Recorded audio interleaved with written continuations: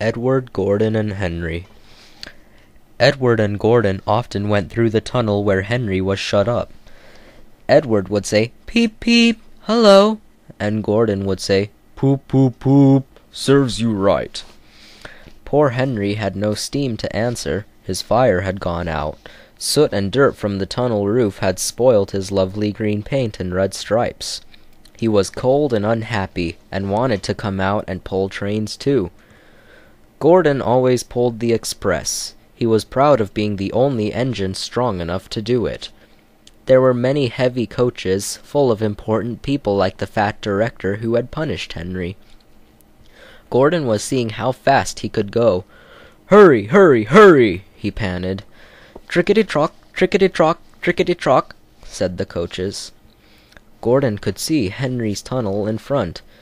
In a minute, he thought, "I'll poop, poop, poop at Henry, and rush through and out into the open again." Closer and closer he came. He was almost there, when crack! Whee!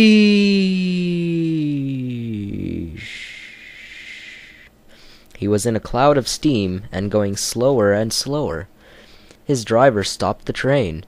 "What has happened to me?" asked Gordon. "I feel so weak." "You've burst your safety valve," said the driver. "You can't pull the train any more." "Oh dear," said Gordon. "We were going so nicely, too. Look at Henry laughing at me." Gordon made a face at Henry and blew smoke at him. Everybody got out and came to see Gordon. "Humph," said the fat director. "I never liked these big engines, always going wrong. Send for another engine at once."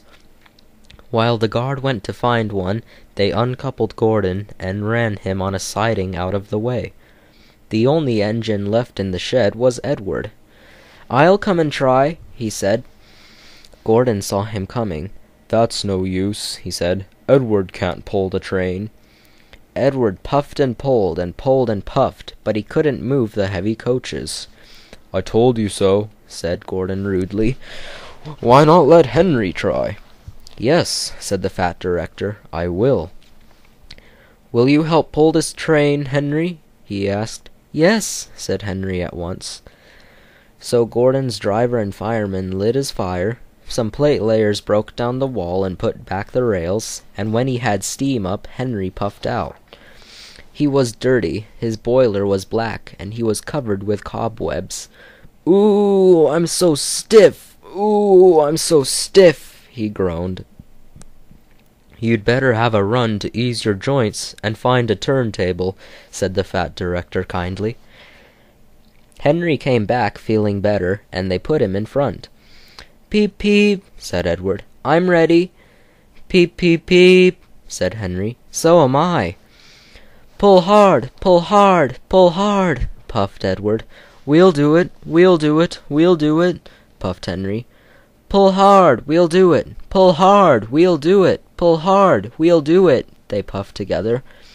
The heavy coaches jerked and began to move, slowly at first, then faster and faster.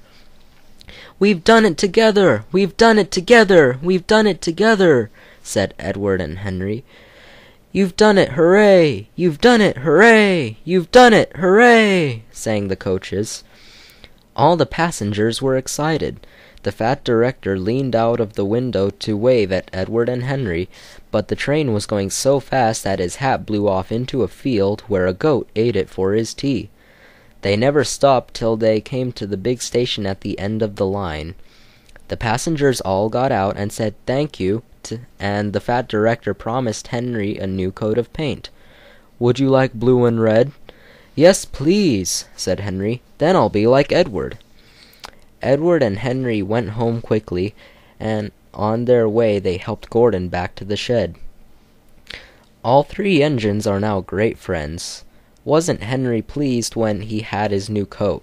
He is very proud of it, as all good engines are, but he doesn't mind the rain now, because he knows that the best way to keep his paint nice is not to run into tunnels, but to ask his driver to rub him down when the day's work is over.